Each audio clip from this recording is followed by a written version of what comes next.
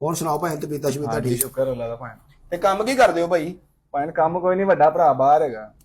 ਵੱਡਾ ਭਰਾ ਬਾਹਰ ਆ? ਉਹ ਫਾੜੋ ਕਰੀਮਾ ਕੀ ਹੋ ਗਿਆ ਜੇ ਬਾਹਰ ਕੱਢੋ ਤੇਰਾ। ਭਾਣ ਕੀ ਹੋ ਗਿਆ ਜੀ, ਇਹ ਵੱਡਾ ਭਰਾ ਹੀ ਹੈ ਬਾਹਰ, ਮੈਂ ਤੇ ਇੱਥੇ ਹੀ ਆ। ਓ ਜਨਾਬ ਮੈਂ ਕਹਿੰਦਾ ਬੇਫਿਕਰ ਭਾਈ ਫੜ ਤੇਰਾ। ਭਾਣ ਮੈਂ ਇੱਥੇ ਹੀ ਆ, ਵੱਡਾ ਭਰਾ ਹੀ ਹੈ। ਤੂੰ ਕੀ ਕਰਨੀ? ਵੱਡਾ ਭਾਈ ਕਿਹੜੇ ਮੁਲਕ ਚ? ਕਿਹੜੇ ਮੁਲਕ ਆ ਭਾਈ? ਭਾਣ USA ਦੇ। USA ਦੇ?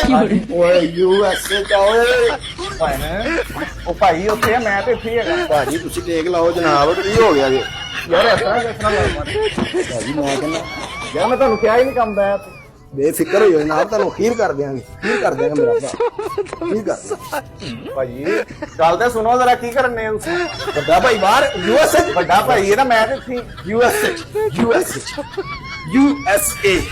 USA ਪੈਰਾਂ ਤੇ ਕਰ ਦੇਣਾ, ਮਾਰ ਮਾਰ ਪੁਸ਼ ਮਾਰ। ਯਾਰ ਗੱਲ ਤਾਂ ਸੁਣੋ ਇੱਕ ਵਾਰ। ਰੱਖੋ ਭਾਈ, ਇੱਥੇ ਰੱਖੋ। ਵੱਡਾ ਭਾਈ ਬਾਹਰ USA